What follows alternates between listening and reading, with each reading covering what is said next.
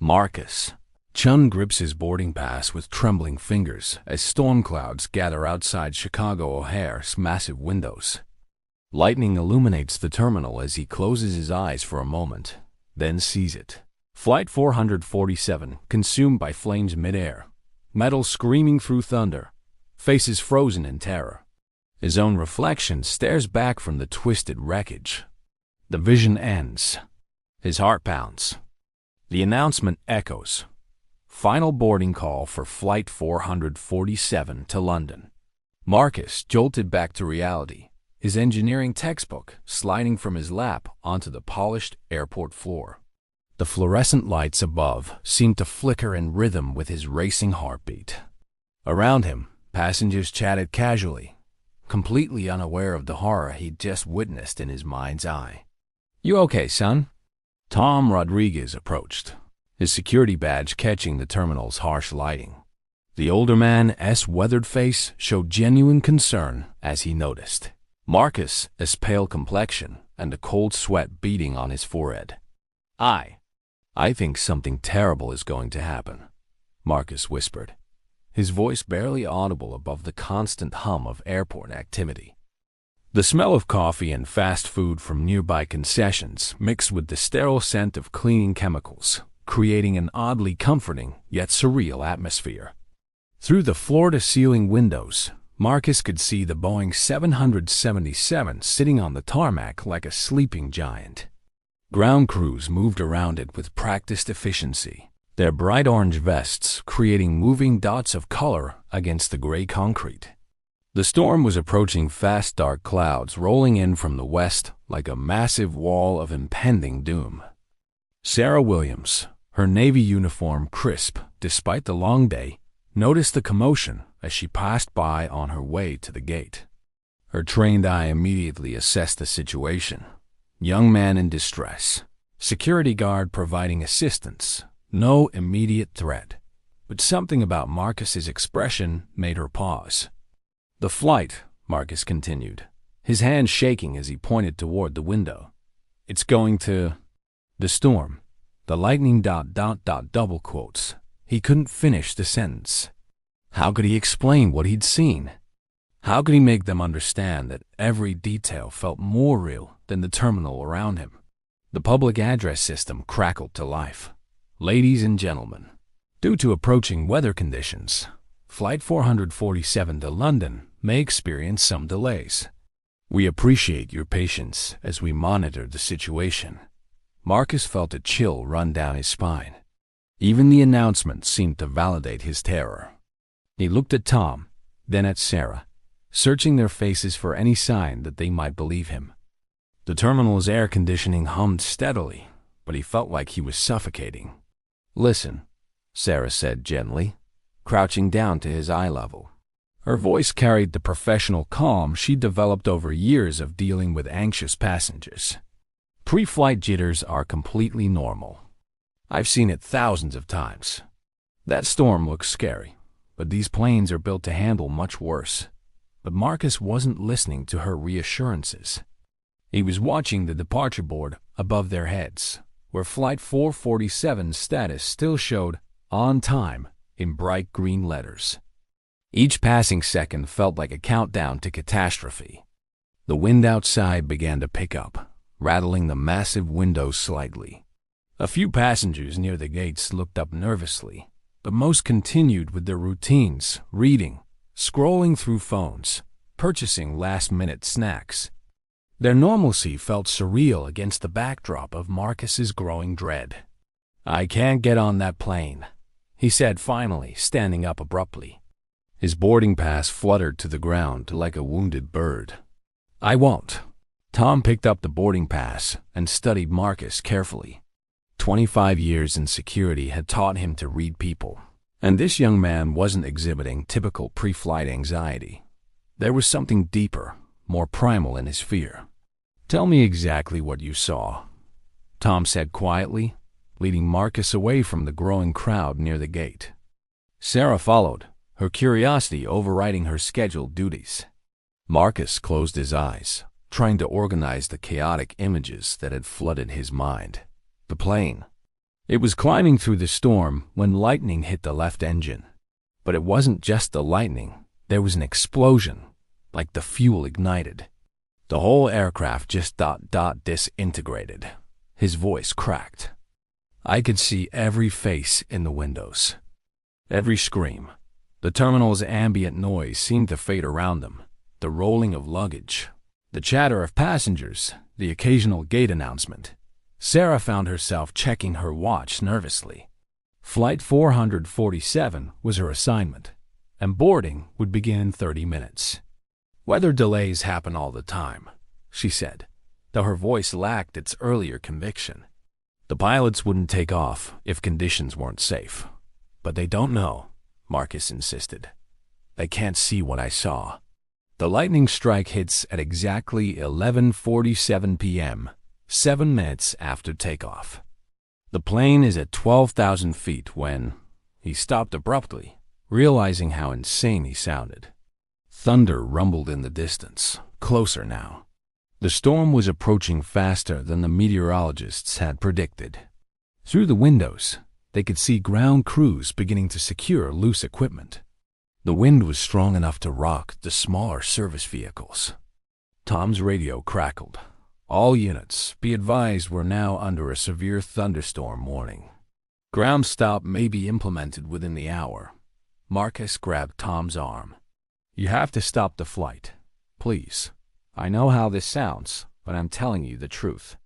People are going to die. Sarah looked between the two men, her professional training warring with an inexplicable gut feeling. She'd seen hundreds of nervous passengers, but none had ever provided such specific details about their fears. The way Marcus described the timeline, the altitude, even the exact nature of the mechanical failure, it was too detailed for simple anxiety. Even if you're right, she said slowly, I can't just ground a flight based on on what? A dream? A feeling? Not a dream, Marcus said firmly. It was real. More real than standing here right now. The departure board flickered, and Flight 447's status changed to delayed in yellow letters. A collective groan rose from passengers who had gathered near the gate. Marcus felt a momentary surge of hope. Maybe the delay would last long enough for the worst of the storm to pass. But then he remembered the vision. The lightning strike wasn't random, it was precise, inevitable. Moving the flight by an hour or two wouldn't change anything. The storm would wait. There's something else, Marcus said, his voice dropping to a whisper. After the crash, I saw myself in the wreckage. But I was standing outside it, watching. Like I was supposed to be there but wasn't. He looked up at both of them. What if getting off the plane doesn't save me? What if it just delays things? Sarah felt a chill that had nothing to do with the air conditioning. She'd heard stories from other flight attendants, urban legends about passengers who missed doomed flights only to, by the ways, die in freak accidents days or weeks later. She'd always dismissed them as coincidence, but standing here now, looking into Marcus's terrified eyes, she wasn't so sure. Tom's radio crackled again. Flight 447 crew to Gate B12 for passenger boarding. Departure delayed until 11:15 p.m. The announcement hit Marcus like a physical blow. 11:15 p.m. That would put the lightning strike at exactly the moment he'd envisioned. The delay hadn't helped, it had made everything worse. I need to convince people not to board, Marcus said suddenly, turning toward the gate. If I can just get a few passengers to listen. Wait, Tom called. But Marcus was already walking away, his stride determined despite the terror in his eyes. Marcus approached the gate area where passengers had begun to cluster, their faces showing various degrees of frustration and resignation about the delay. The storm outside had intensified. Rain now pelted the windows in sheets, and lightning illuminated the tarmac with increasing frequency. Excuse me, Marcus said to a middle-aged businessman scrolling through his phone. You might want to reconsider taking this flight. The man looked up with mild annoyance. Kid, we're all stuck here until this weather passes. Trust me, I'd rather be anywhere else. No, you don't understand, Marcus pressed on. This specific flight, something's going to happen. The storm, the lightning. Look, son, the businessman interrupted. I've been flying for 20 years. These pilots know what they're doing. He turned back to his phone, effectively ending the conversation. Marcus moved to a young couple, holding hands near the window. The woman was pointing at the lightning, her eyes wide with nervous excitement. It's like nature's light show, she was saying to her boyfriend. You shouldn't get on flight 447, Marcus told him abruptly. The couple exchanged glances. Excuse me? The boyfriend said, the plane's going to crash. I know exactly when and how. Please, just take a different flight. Any other flight? The woman stepped closer to her boyfriend, suddenly wary. Are you threatening us? No, Marcus said quickly. I'm trying to save you. At 11:47 p.m., 7 minutes after takeoff, lightning will strike the left engine. The fuel will ignite and... Security! The boyfriend called out loudly. Tom appeared within seconds, having been watching Marcus's interactions from across the gate area. Everything all right here? This guy's talking about plane crashes, the boyfriend explained. Making threats. Not threats, Marcus said desperately.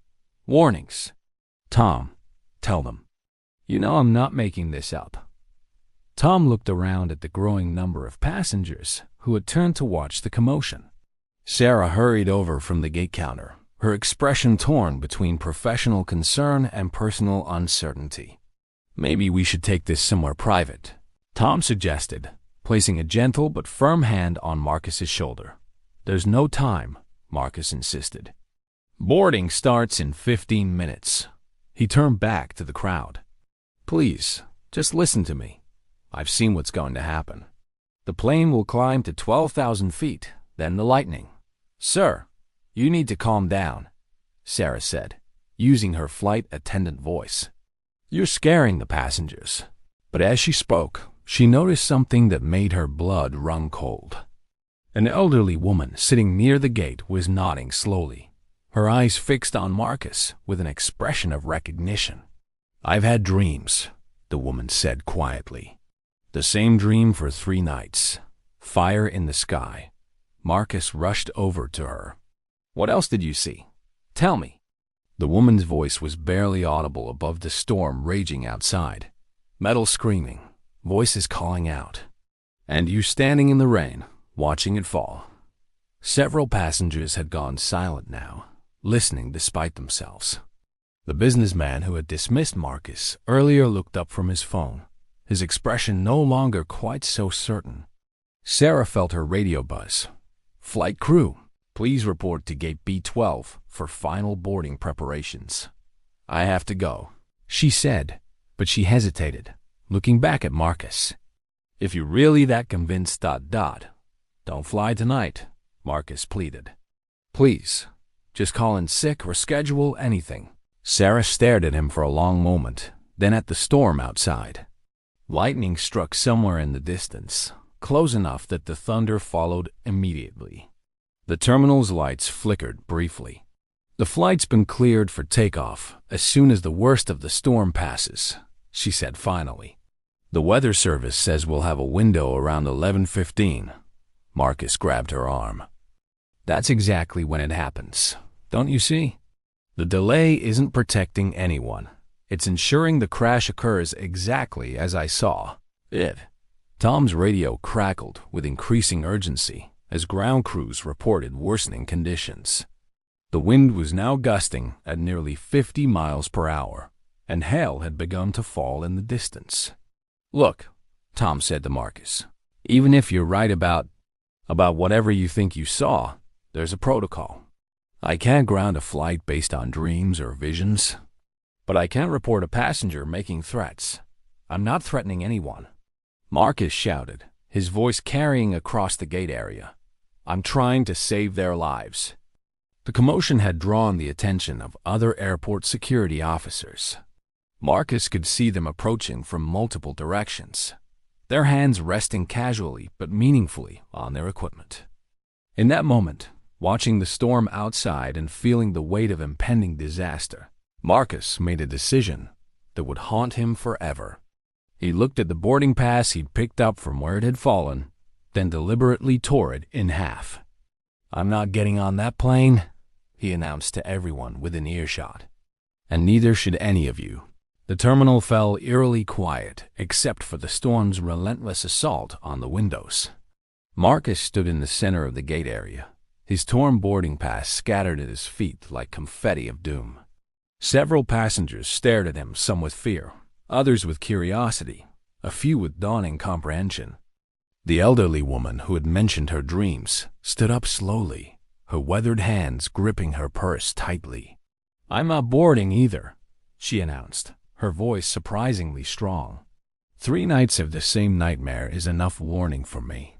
A ripple of unease passed through the waiting passengers. Tom stepped forward, speaking into his radio in low, urgent tones.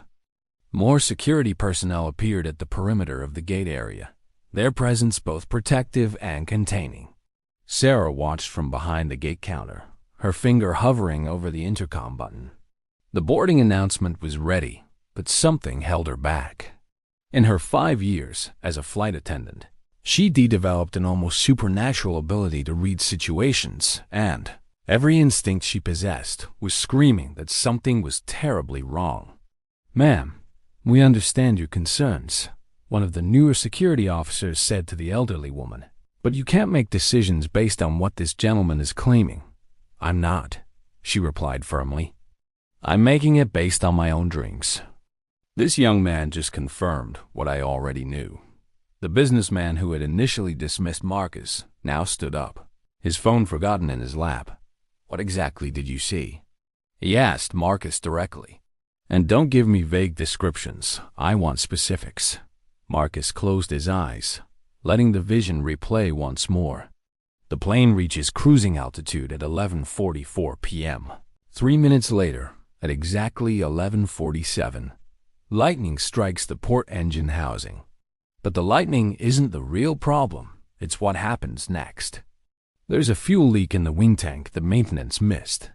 The electrical discharge ignites the vapors, and the explosion tears the wing off.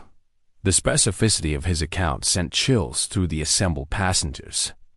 Sarah found herself checking the maintenance logs on her tablet, though she wasn't sure why. The plane had passed all inspections that morning, but something about Marcus's certainty made her want to double-check everything. Thunder crashed directly overhead, so close that the terminal's windows vibrated. The lights flickered again, longer this time, and for a moment, the gate area was illuminated only by the emergency lighting and the chaotic flashes of lightning outside. "The maintenance crew signed off on all systems," Sarah called out, her voice carrying a note of uncertainty despite the official reassurance. Every component was checked and certified. "They missed something," Marcus said with absolute conviction. "A microfracture in the fuel line coupling. It's too small to detect in standard inspection, but the pressure changes during climb will make it worse. By the time we reach 12,000 feet, it's a time bomb." Tom's radio buzzed constantly, now reports of severe weather moving in faster than predicted, ground crews securing equipment, and questions from airport operations about Flight 447 status. The storm had become a monster, with wind gusts now exceeding 60 miles per hour. "Even if you're right," the businessman said slowly, "even if something terrible is going to happen, what makes you think not getting on the plane will save you? If there's really some kind of cosmic plan or whatever, won't it just find another way?" The question hit Marcus like a physical blow because it echoed his own deepest fears. The vision had shown him his own death, but not just in the plane. He'd seen himself standing outside the wreckage, as if he was meant to witness his own demise from multiple perspectives. "I don't know," Marcus admitted, his voice hollow. "Maybe you're right. Maybe I can't escape it.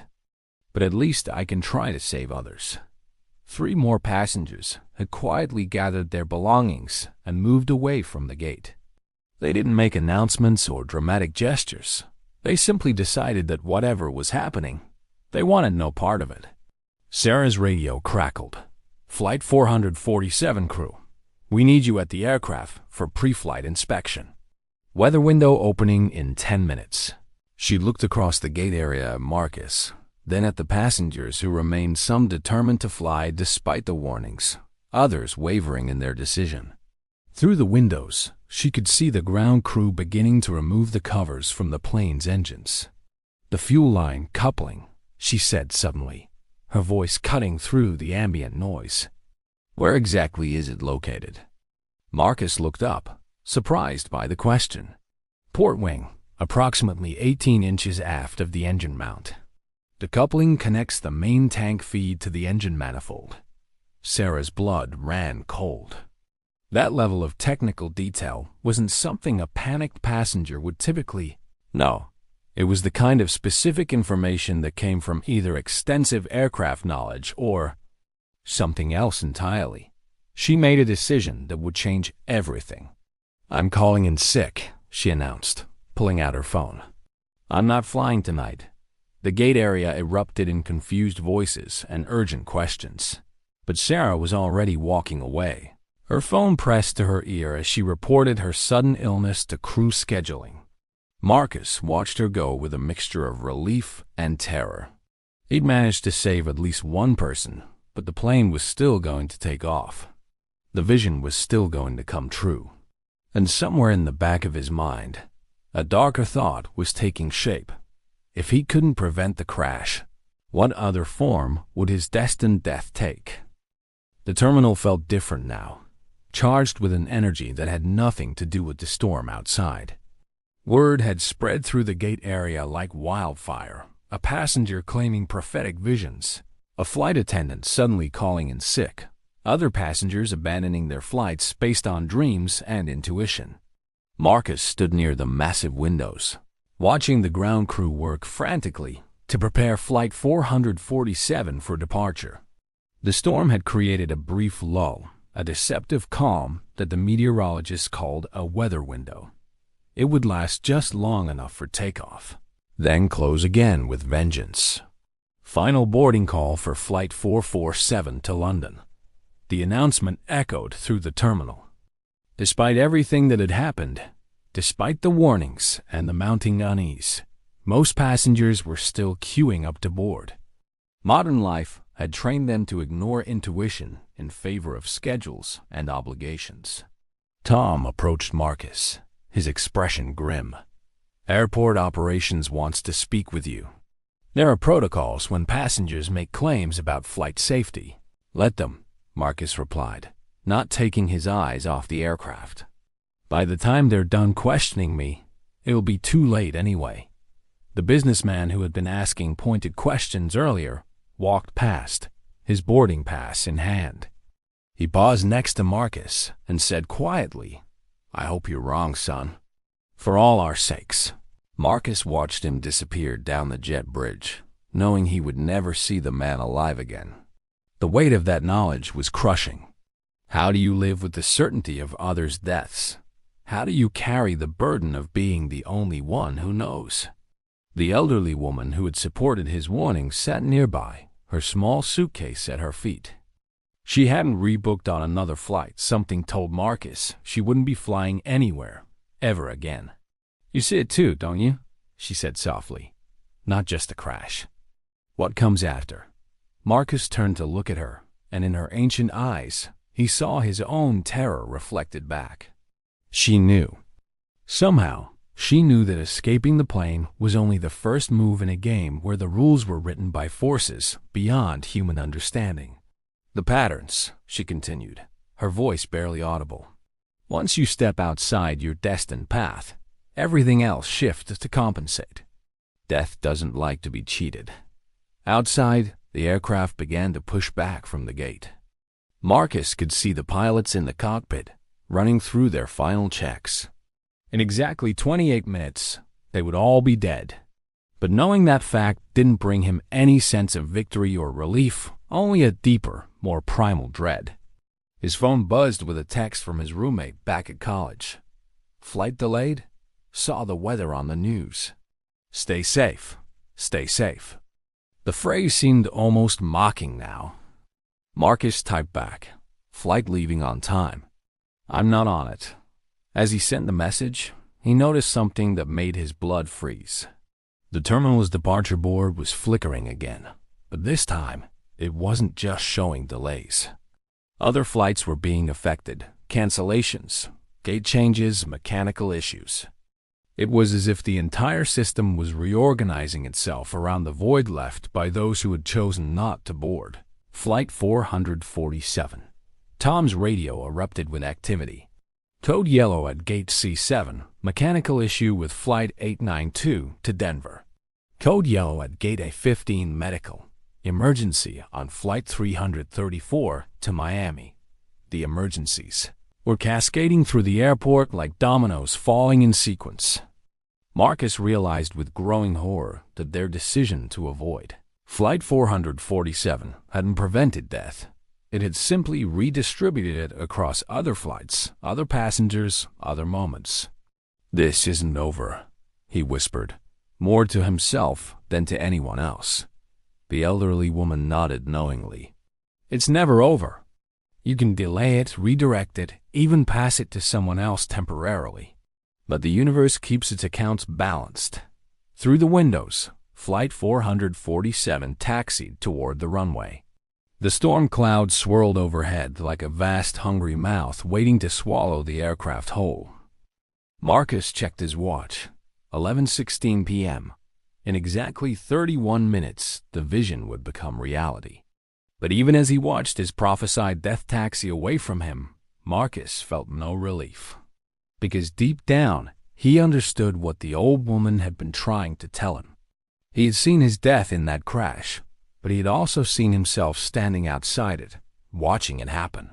What if the vision hadn't been showing him how to avoid death, but rather revealing that death had multiple forms?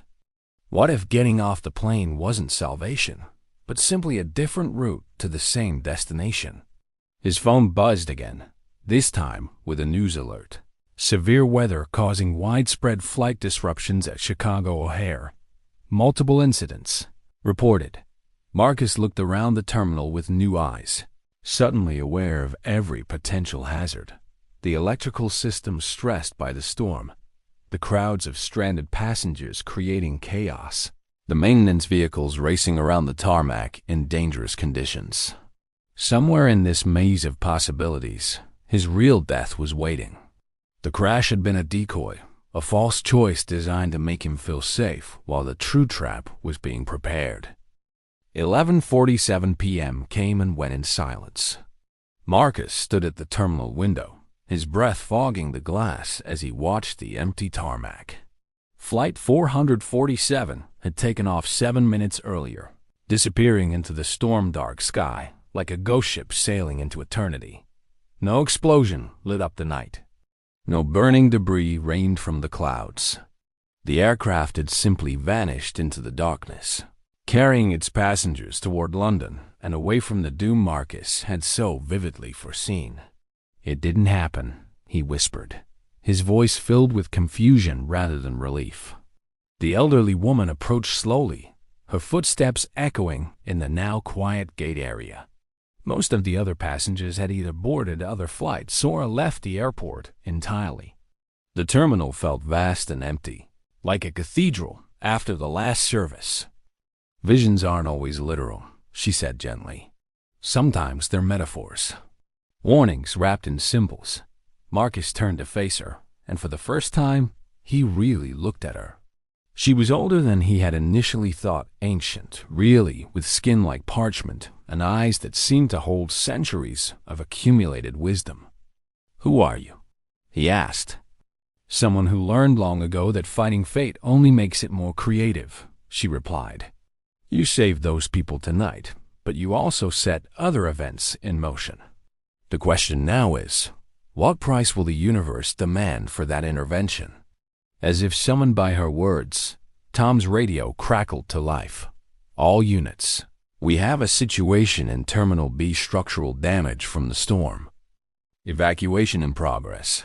Through the windows, Marcus could see emergency vehicles racing across the tarmac.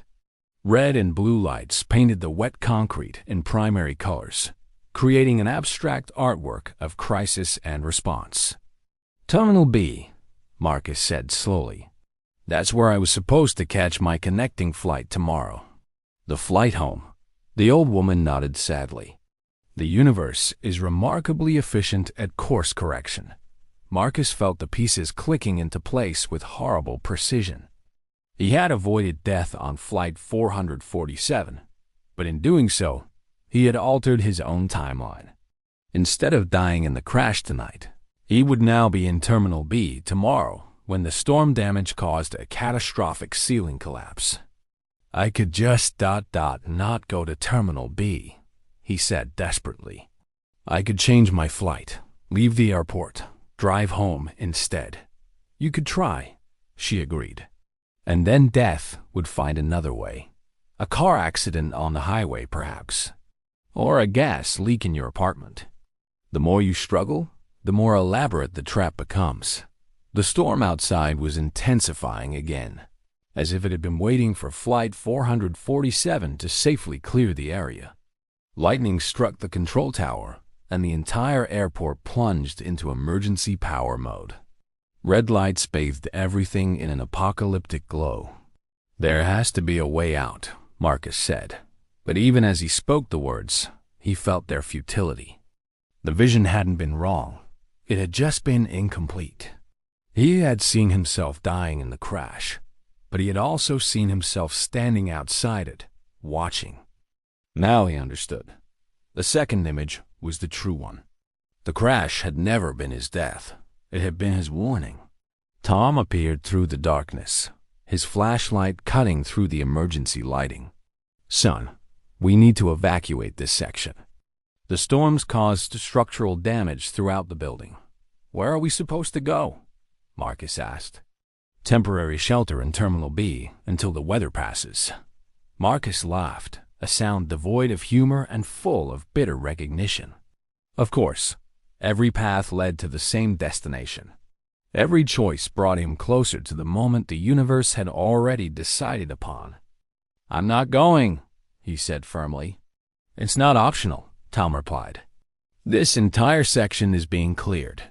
The old woman placed a gentle hand on Marcus's arm. "Sometimes," she said quietly, "the bravest thing you can do is stop running."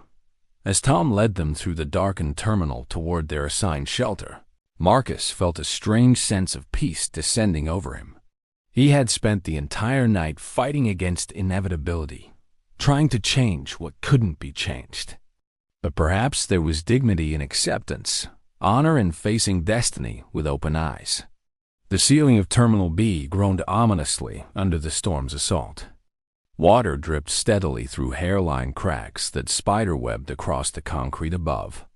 Marcus sat in the emergency shelter area and watched the ceiling with detached fascination, knowing that somewhere in that network of fractures was the weakness that would bring it all down. He pulled out his phone and sent a final text to his roommate. "Thank you for being a good friend. Take care of yourself." The old woman sat beside him, her ancient presence somehow comforting. "Any regrets?" she asked. Marcus considered the question. "I saved some people tonight." "That has to count for something." "It does," she assured him. "It counts for everything." The ceiling gave one final, decisive groan. Marcus closed his eyes and thought of Flight 447, safely crossing the Atlantic under starlit skies. In the end, perhaps that was enough. Perhaps that was everything. The darkness that followed was neither violent nor painful, just a gentle transition from one state of being to another. And somewhere in the space between moments, Marcus finally understood that some battles are won not through victory, but through the courage to fight them at all.